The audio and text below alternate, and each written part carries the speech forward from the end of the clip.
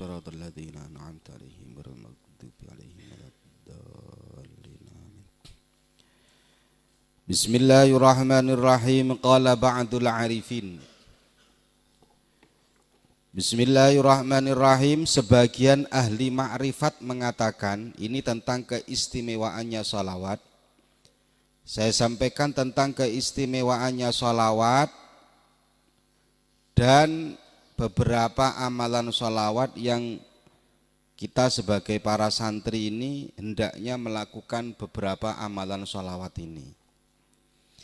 Qala ba'dul arifin, sebagian ahli ma'rifat mengatakan inna sholata 'alan nabi ma tahtaju ila syaikhin wala hudurin wala yatlu wala yubtiluha arya. Bahwasanya sholawat itu ndak butuh guru, ndak butuh khusyuk. Hudur itu khusyuk. Dan sholawat itu tidak akan batal pahalanya dengan riya. Riya itu pengen pamer, baca sholawatnya pengen dipuji, tetap dapat pahala.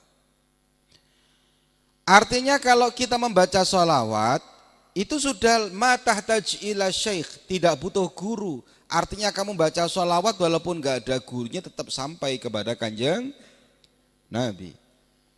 Wala khudur, walaupun kamu bacanya ndak khusyuk sama sekali sambil ngelamun sallallahu ala Muhammad sallallahu ala Muhammad. Makanya guru saya itu dawuh, "Cong, kalau membaca apa saja dalam kondisi tidak khusyuk yang dibaca sholat." Karena kalau yang lain selain sholawat, kalau nggak khusyuk nggak dapat apa-apa. Wiridan nggak khusyuk nggak dapat apa-apa. Seperti orang yang tidur kemudian ngomong sendiri itu loh. Apa jenenge? Kalau Maduranya apa? Mamong. Tapi kalau Jawanya itu ngelindur. Apa yang diucapkan nggak ada dalam hatinya. Nggak khusyuk. Tetap kalau sholawat dapat pahala. Terus wala yubtiluha arya. Dia pamer tetap dapat pahala. Satu-satunya. Kok ada orang baca Quran pamer nggak dapat pahala. Ada orang baca istighfar pamer nggak dapat apa-apa. Tapi kalau sholawat pamer, contoh suaranya si Ropik ini kayak suara emas. Kemudian si Ropik membaca sholawat di samping mertuanya. Si Ropik kok membaca sholawat di samping mertuanya tujuannya apa? Biar dipuji. Atau Dimas astaan. Astaannya Dimas bukan karena dia pengen astaan, biar didengar oleh salah satu santri putri. Ya, riya, biar dipuji. Tetap si Dimas dapat pahala kalau yang dibaca si Dimas adalah sholawat. Alasannya kenapa? Li'anna man shalla alaihi fariha minhu wa thawabu farhin nabi ma yu'adiluhu syai'un. Dikatakan para ulama bahwa sholawat itu menyenangkan Kanjeng Nabi, melebur Kanjeng Nabi, membuat hatinya Kanjeng Nabi senang. Sedangkan pahala menyenangkan Kanjeng Nabi itu tentu tidak ada hubungannya dengan khusyuk, tentu tidak ada hubungannya dengan hudur, tentu tidak ada hubungannya dengan riya. Para ulama mencontohkan di bawahnya di sini seperti wakadzalika shadaqah. Perbandingannya seperti sodako. Sodako itu begini, ini ya, ini perhatikan. Sholawat itu kenapa kok walaupun riak dapat pahala? Karena sholawat itu menyenangkan Kanjeng, paham ya?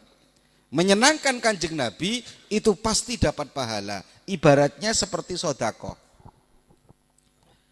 Saya sodako nih, 10.000 sama si Ali. Kok si Ali siapa? Si Rohim. Saya sodako 10.000 sama si Rohim. Sodako saya pengen dipuji orang, maka saya tidak dapat pahala al-mutarattab ila sodako. Sodakohnya tidak dapat pahala. Kenapa? Karena saya sodakoh agar dipuji oleh orang. Tapi walaupun saya sodakohnya karena ingin dipuji oleh orang lain, tapi saya menyenangkan si Ali. Menyenangkan si Alinya dapat pahala.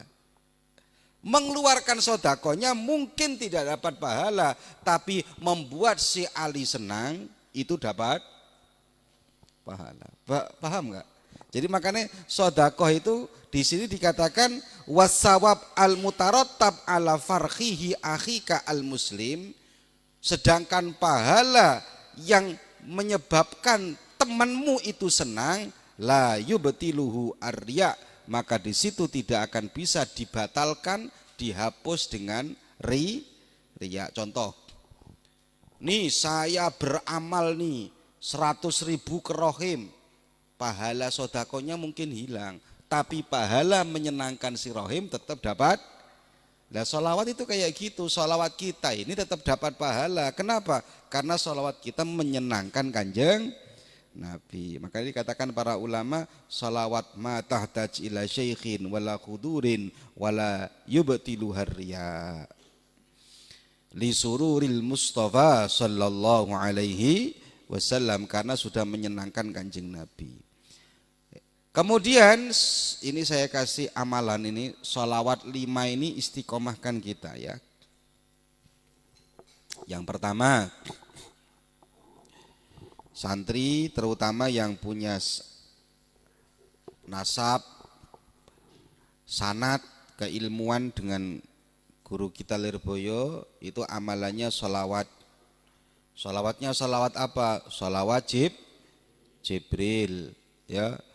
Santri putri, santri putra, amalannya sholawat Jibril. Ini kalau santri putri sudah alhamdulillah banyak. Santri putra banyak juga sih yang biasanya pakai apa itu? Pakai tasbih. Saya enggak pernah kelihatan Adit pakai tasbih. Rodok jadab Adit ini. Pakai tasbih. Yang sering lihat inilah Kakanda Rohim.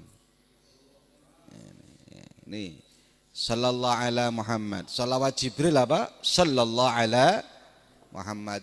Kemarin guru kita, kemarin malam guru kita dari sini mengingatkan lagi kepada saya.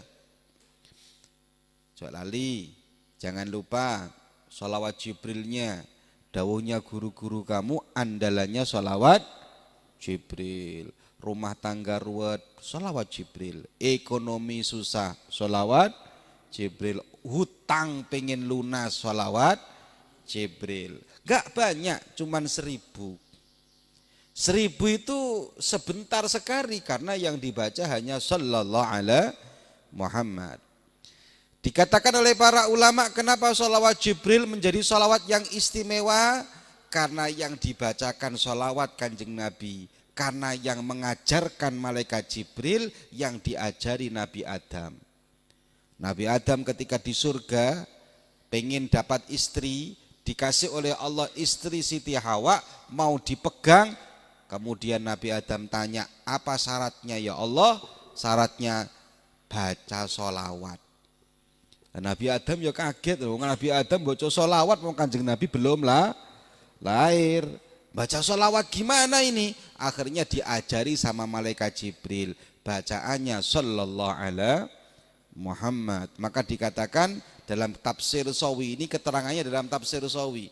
Tafsir Jalalain itu disarai lagi, cuman madhabnya madhab Maliki, itu tafsir Sawi.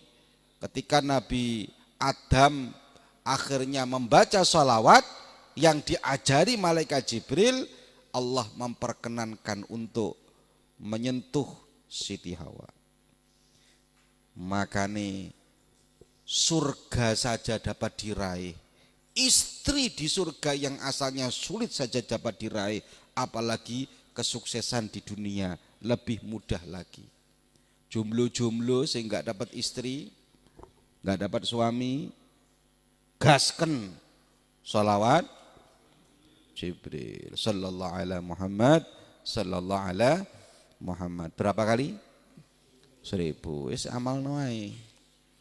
2, saya pernah dapat ijazah amalan sholawat biar sampai mudah sampai ke Mekah. Tadi malam saya ngisi acara, orang mau berangkat umroh, ya, orang mau berangkat umroh. Kemudian salah satu amalannya agar dia sampai ke Mekah baik haji ataupun umroh, ini kamu tulis. Ini di Lirboyo dulu saya sudah ngamalkan ini. Apa? Allahumma salli ala sayyidina Muhammad salatan tuballighuna biha hajja baitikal haram. Saya membaca salawat kepada kanjeng Nabi Muhammad, salatan dengan salawat tuballighuna biha hajja baitikal haram. Dengan salawat itu, dengan wasilah salawat itu, semoga memudahkan saya untuk sampai ke baitikal haram. Salatan tuballighuna biha hajja baitikal haram wa ziyarata qabri nabiyyika alaihi afdhalus salati wassalam, dan berziarah kepada astanah kanjeng Nabi Muhammad sallallahu alaihi wasallam fi lutfin wa afiyatin wa salamatin wa bulughil maram, dengan cara yang mudah, enggak sulit, enggak banyak hutang ke sana, berangkat pulangnya selamat, wa bulughil maram wa ala alihi wa sahbihi wasallim. Ini saya baca, kamu tirukan. Allahumma salli ala sayyidina Muhammad salatan tuballighuna biha hajja baitikal haram wa ziyarata qabri nabiyyika alaihi afdhalus salati wassalam fi lutfin wa afiyatin wa salamatin wa bulughil maram wa ala alihi wa sahbihi wasallim. Baca setiap hari walaupun cuma 1 kali. Setelah sholat baca 1 kali. Enggak ada kaifiyahnya ini, pokoknya dibaca sebanyak-banyaknya kalau orang pengen bisa berangkat ke Mekah, ke Madinah. Yang kedua, yang ketiga, doa raf'il adab. Wasilah kepada kanjeng Nabi untuk menghilangkan adab seperti yang sudah sering kita baca. Ini sering ini saya promosikan di mana-mana ini. Doanya dalam kitab Bughyatul Mustarsyidin, Allahumma bihaqqi sayyidina Muhammad wa ali sayyidina Muhammad la tu'adzib hadzal mayyit. Santri kudu apal iki. Apalagi putri, putra, kalau besok kamu sudah pulang, Mbak, diinget-inget, kalian ini sudah mondok, orang tuanya suatu saat pasti meninggal. Gak ono, gak, jangan minta, ya Allah semoga orang tua saya odi terus, malah repot bapak kamu terus hidup. Bapak kamu pasti mati, ibu kamu pasti mati, tapi bagaimana kamu membalas ilmu yang sudah kamu dapat dari pesantren? Apa? Ketika orang tua sudah mati, baca di samping kuburannya. Syaratnya di samping kuburannya dibaca 3 kali apa? Allahumma bihaqqi sayyidina Muhammad wa ali sayyidina Muhammad la tu'adzib hadzal mayyit. Baca ini sudah 3 kali. Saya sering praktek ini di mana-mana karena ini memang amalia-amalia yang sering diajarkan guru-guru kita. Yang keempat, yang santri baru mungkin belum hafal, itu adalah membaca sholawat yang sering kita baca hanya khusus di malam Jumat. Dalam kitab Mirqatus Su'udi Tasdik, barang siapa membaca sholawat ini setiap malam Jumat walau wahidatan, walaupun cuma 1 kali. Tapi kalau kita bacanya berapa kali? Berapa? 10. Karena dawuhnya para ulama, ada sebagian ulama yang mengatakan siapa yang membaca 10 kali sholawat ini bagaikan dia membaca Yasin 500 kali. Makanya kita membaca sholawat ini setiap malam Jumat. Istiqomah kita sudah. Nanti malam berarti. Apa sholawatnya? Jangan sampai lupa setiap malam Jumat. Walaupun kamu sudah pulang, makanya ditulis dengan baik. Nanti kalau pulang tetap diamalkan. Jangan sampai di pondok tok diamalkan karena ada gurunya. Pulang, bablas angine. Ada yang diamalkan. Apa? Allahumma salli ala sayyidina Muhammadin nabiyil ummiyil habib al-alil qadri al-azimil jahi wa ala alihi wa sahbihi wasallim. Kita baca bareng-bareng biar dapat barokah. Bismillahirrahmanirrahim. Allahumma salli ala sayyidina Muhammadin nabiyil ummiyil habib al-alil qadri al-azimil jahi wa ala alihi wa sahbihi wasallim. Allahumma salli ala sayyidina Muhammadin nabiyil ummiyil habib al-alil qadri al-azimil jahi wa ala alihi wa sahbihi wasallim. Ini dibaca malam Jumat. Berarti yang nomor 4 ini, amalan nomor 4 ini apa? Amalan mingguan. Krono bacanya setiap malam Jumat. Dawe para ulama, siapa yang membaca ini dalam kitab Mirqatus Su'udut Tasdik, membaca ini malam Jumat walaupun 1 kali, maka al-hadahu biyadi. Besok kalau di dalam kuburan, ngambek apa yang menguburkan, yang menunggu di kuburan, ketemu dengan malaikat mungkar nakir yang katanya mengerikan, di situ ada Rasulullah Shallallahu Alaihi Wasallam, ya, sing ngambek, sing nunggu, sing menguburkan langsung biyadi, kata Rasulullah, dengan tangan mulianya Rasulullah Shallallahu Alaihi Wasallam. Yang nomor 5, ini amalan subuh, amalan setelah tiap hari dibaca nggak apa-apa, boleh. Tapi yang paling istimewa adalah dibaca setelah ba'diyah sholat subuh. Jadi sih nggak pernah jamaah subuh ya nggak ngerti, apalagi nggak baca sholat sunnah qobliyah, ya Mas Andre Maulana. Ya. Baca ini kata para ulama 10 kali atau 11 kali setelah sholat sunnah qobliyah subuh. Kamu lakukan sholat sunnah qobliyah subuh, kemudian wiridanya baca ini dibaca 10 kali, maka para malaikat pencatat amal akan kebingungan menulis amal kamu karena dari banyaknya pahala yang kita terima. Ini bukan berarti terus malaikatnya bingung, betul bukan, hanya gambaran.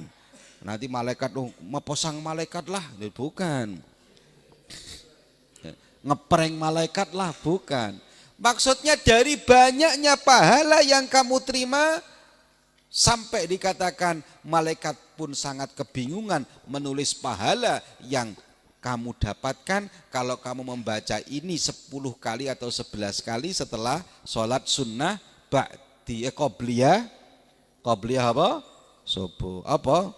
Jazallahu, yang dibaca jazallahu anna sayyidana Muhammadan sallallahu alaihi wasallam ma huwa ahluhu, atau ma huwa ahluh, atau ma huwa ahluhu. Ayo kita baca. Bismillahirrahmanirrahim. Jazallahu anna sayyidana Muhammadan sallallahu alaihi wasallam ma huwa ahluhu. Sik. Pondok Putri kok gak ono sing hafal. Gak pernah dibaca. Iya, Mbak. Nah, ini dibaca, Mbak. Mbaknya tolong ditulis ya nanti di depan. Mama Tia. Sudah besar Tia sekarang sudah, ya. Karena Tia sudah punya anak buah, jadi manggilnya anak buahnya Mama Tia. Tulis Tia di depan, nanti setiap anak yang sholat sunnah qobliyah subuh itu yang dibaca. Kalau di Putra ini insya Allah sebagian sudah hafal, sebagian besar malah hampir semua hafal, kecuali yang baru-baru ini belum. Nah, minta sama ustadznya dituliskan. Apa? Baca bareng-bareng. Bismillahirrahmanirrahim. jazallahu anna sayyidana Muhammadan sallallahu alaihi wasallam ma huwa ahluhu. Jazallahu anna sayyidana, ya. Bukan sayyidina karena jadi maf'ul. Jazallahu anna sayyidana Muhammadan sallallahu alaihi wasallam ma huwa ahluhu. Ini 5 amalan sholawat. Doa ini harap ini bisa dibaca, diamalkan, karena ini sholawat yang mudah sekali diamalkan. Dan sholawat ini enggak ada efeknya. Kemarin guru kita juga menyampaikan, sholawat ini enggak ada efeknya. Kalau hizib, apalagi doa-doa Jawa, itu ada efeknya, panas. Bisa-bisa yang ngamalkan tagoyur. Tagoyur itu aubah, berubah. Tak pate, ya, tak pate beres atau enggak begitu sehat otaknya. Ada santri Lirboyo itu yang minta amalan, kasih sholawat sallallahu ala Muhammad. Malah enggak masalah, bagus. Yang dilarang itu kalau belum waktunya, belum waktu. Kayak si ini, siapa namanya ini? Sigit, baca hizib Nasar, baca hizib Bahar, ya, baca hizib Ukasyah. Malah berat, pelengen si hizib, bisa si Sigit, bisa-bisa ruwet. Tapi kalau sholawat kamu Sigit, banyak luar biasa, no problem, tidak masalah.